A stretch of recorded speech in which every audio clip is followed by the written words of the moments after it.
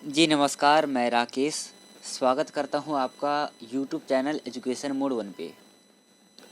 तो जैसे कि आपको पता है कि अभी हिस्ट्री के एमसीक्यू क्वेश्चन इम्पॉर्टेंट 20 क्वेश्चनों का सीरीज चल रहा है और इन वीडियो में इम्पॉर्टेंट 20 क्वेश्चन हैं और मैं आपसे अंत में ये भी पूछता हूं कि आपने इन 20 क्वेश्चन में से कितने क्वेश्चन को अटेम्प्ट कर पाए, कितने क्वेश्चन को आप इन 20 क्वेश्चन में से सही कर पाया। तो अंत में आज भी आपका स्कोर पूछा जाएगा कि आपने इन 20 क्वेश्चन में से कितने क्वेश्चन को सही किया है। तो चलिए हम आज के इस इम्पॉर्टेंट एमसीक्यू क्वेश्चन की शुरुआत करते हैं पहले क्वेश्चन से। पहला क्वेश्चन करेंगे हम इतिहास का। बौद्ध धर्म के प्रचार प्रसार के लिए कौन सी भाषा प्रयोग की गई? किस भाषा का प्रयोग किया गया बौद्ध धर्म के प्रचार के लिए? संस्कृत का, पाली भाषा का, हिंदी भाषा का या फिर प्राकृत भाषा का? किस भाषा का प्रयोग किया गया था? तो बौद्ध धर्म के प्रचार के लिए ये option number B right answer हो जाएगा। बौद्ध धर्म के प्रचार के लिए पाली भाषा का प्रयोग किया गया था। तो ऑप्शन नंबर बी सही हो जाएगा पहले क्वेश्चन का।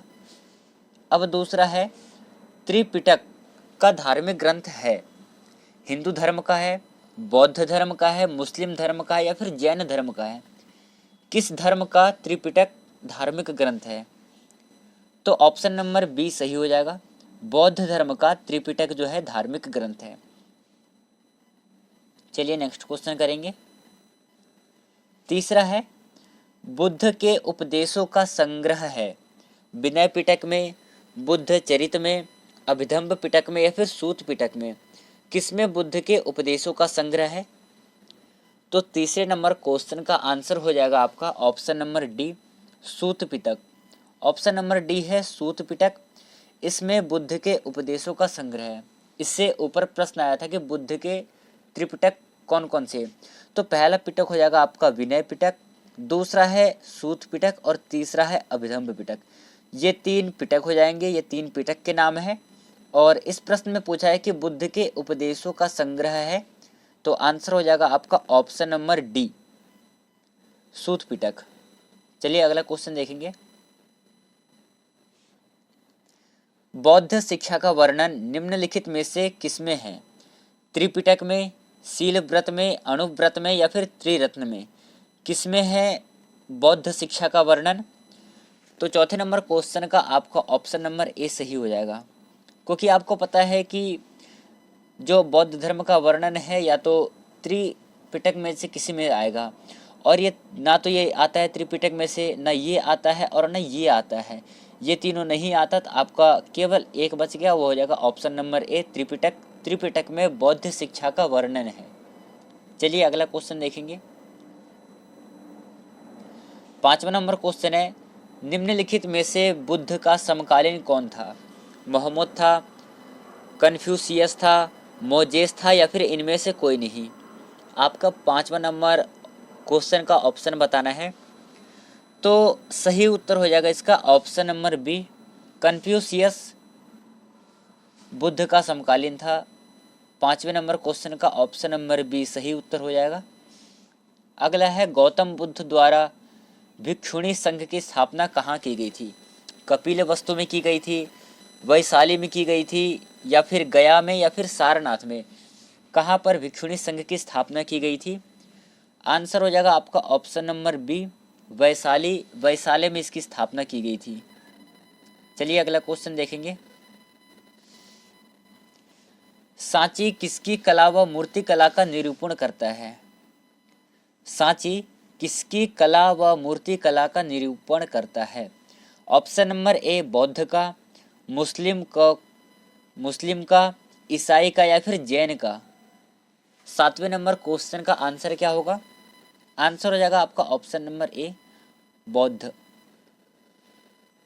अगला क्वेश्चन देखेंगे, आठवां और इम्पोर्टेंट क्वेश्चन है। बुद्ध के उपदेशों का मुख्य संबंध था भक्तिवाद, कर्म कांडों के व्यवहार, एक ही भगवान में विश्वास या फिर विचारों और चरित्र की शुद्धता? क्या होगा आठवें नंबर क्वेश्चन का आंसर? राइट आंसर है ऑप्शन नंबर डी, विचारों और चरित्र की शुद्धता। नेक्स्ट क्वेश्चन करेंगे हम। 9वां है कपिल वस्तु संबंधित है, महावीर स्वामी से, भगवान कृष्ण से, भगवान बुद्ध से या फिर महात्मा गांधी से। कपिल वस्तु किससे संबंधित है? आंसर हो जाएगा आपका ऑप्शन नंबर सी, भगवान बुद्ध। कपिल वस्तु भगवान बुद्ध से संबंधित थे। अगला क्वेश्चन है चतुर्थ बौद्ध सम्मेलन किसके शासनकाल में हुआ था? Option number A Kanishka, option number B Chandragupta, C Chandragupta Vikramaditya और डी अशोक।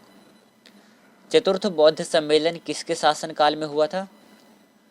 10वें नंबर क्वेश्चन का आंसर हो जाएगा आपका option number A Kanishka. Kanishka के शासन में चतुर्थ बौद्ध संगीति हुई थी। यदि तीसरा बौद्ध संगीति पूछे तो यही थी अशोक के शासनकाल में। नेक्स्ट क्वेश्चन अगला है महावीर का जन्म कहाँ हुआ था? कुंडलग्राम में, नालंदा में, सारनाथ में या फिर लुम्बिनी में? कहाँ पर महावीर का जन्म हुआ था? तो 11वें नंबर क्वेश्चन का आपका ऑप्शन नंबर ए सही हो जाएगा। कुंडलग्राम में महावीर का जन्म हुआ था। नेक्स्ट क्वेश्चन देखेंगे। अगला है जैनवाद में पूर्ण ज्ञान को निम्न रूप में उल्लिखित किया गया, निर्वाण, जीन, रत्न या फिर कैवल्य। किस रूप में जैनवाद में पूर्ण ज्ञान को उल्लिखित किया गया? आंसर हो जाएगा आपका ऑप्शन नंबर डी, कैवल्य के रूप में पूर्ण ज्ञान को सम्मिलित किया गया है। अगला है 13वां क्वेश्चन, निम्नलिखित में से बौद्ध धर्म एवं जैन धर्म पर्याय है, एक दूसरे के विपरीत वाचक है। किसके? हिंसा के, क्रिश्चियन के, सत्य या फिर अहिंसा के। किसके बौद्ध एवं जैन धर्म पर्याय है? तो 13वें नंबर क्वेश्चन का आंसर हो जाएगा आपका ऑप्शन नंबर डी, ये दोनों ही अहिंसा के पर्याय हैं। अगला क्वेश्चन है जैन धर्म के प्रथम तीर्थंकर कौन थे? पार्श्वनाथ, ऋषभदेव, शंकरादेव या फिर महावीर स्वामी। इन चारों में से सही उत्तर कौन सा होगा? ऑप्शन नंबर 14 का 14वें क्वेश्चन का आंसर क्या होगा? सही उत्तर हो जाएगा आपका option number B, Rishabhdev. Jain धर्म के प्रथम तीर्थंकर ऋषभदेव थे। यदि आपसे अंतिम तीर्थंकर पूछ ले तो महावीर स्वामी हो जाएगा। कौन से क्रम के थे? तो ये 24वें नंबर के तीर्थंकर थे। अगला क्वेश्चन देखेंगे। 15वां क्वेश्चन है महावीर ने किस ईस्वी में निर्माण प्राप्त किया था? 468 ईसा पूर्व में, 590 ईसा पूर्व, 527 ईसा पूर्व या फिर 546 ईसा पूर्व। किस ईसा पूर्व में महावीर ने निर्वाण की प्राप्ति की थी? 15वें नंबर क्वेश्चन का आंसर हो जाएगा ऑप्शन नंबर सी, 527 ईसा पूर्व में महावीर ने निर्वाण प्राप्त किया था। नेक्स्ट क्वेश्चन है कौन सी नदी सिकंदर महान के भारत आक्रमण की सन्निकट पूर्वी सीमा थी? सिंधु, व्यास नदी, चिनाब या फिर सतलज। क्या होगा आंसर इसका? 16वें नंबर क्वेश्चन का आंसर हो जाएगा आपका ऑप्शन नंबर बी, व्यास नदी। आगे देखेंगे। 17वां नंबर क्वेश्चन है किस यूनानी इतिहासकार को इतिहास का जनक कहा जाता है? इंपॉर्टेंट क्वेश्चन है। किस यूनानी इतिहासकार को इतिहास का जनक कहा जाता है? Option number A Euclid, B Herodotus, C Democritus और डी आर्किमिडीज। किसे इतिहास का जनक कहा जाता है? आंसर हो जाएगा आपका ऑप्शन नंबर बी, हेरोडोटस को इतिहास का जनक कहा जाता है। और ये कहाँ के निवासी थे? तो ये यूनान के निवासी थे। चलिए अगला क्वेश्चन देखेंगे।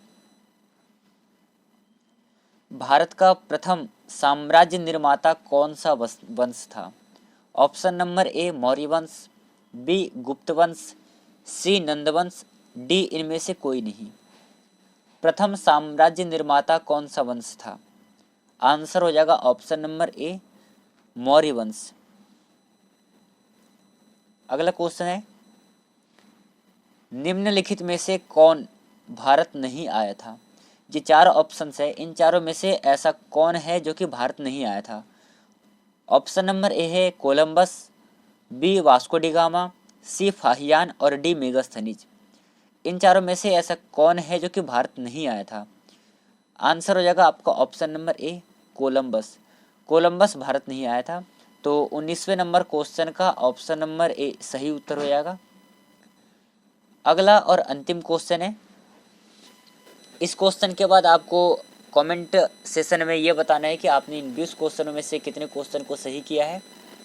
और अगला इसी प्रकार वीडियो पाने के लिए आप चैनल को सब्सक्राइब करें। और अगला किस टॉपिक से संबंधित आपको वीडियो चाहिए आप हमें कमेंट के माध्यम से बता सकते हैं। तो चलिए हम अगला और अंतिम क्वेश्चन को करते हैं। अंतिम क्वेश्चन है, मेगास्थनीज किसके दरबार में था? Option number A Harsha, B Ashoka, C Chandragupta Maurya और डी इनमें से कोई नहीं। मेगास्थनीज किसके दरबार में था? आंसर हो जाएगा आपका option number C Chandragupta Maurya के दरबार में था। तो ये आज के इम्पोर्टेंट 20 क्वेश्चन को इस वीडियो में कराया। अब आपको अपने स्कोर कमेंट सेशन में शेयर करना है।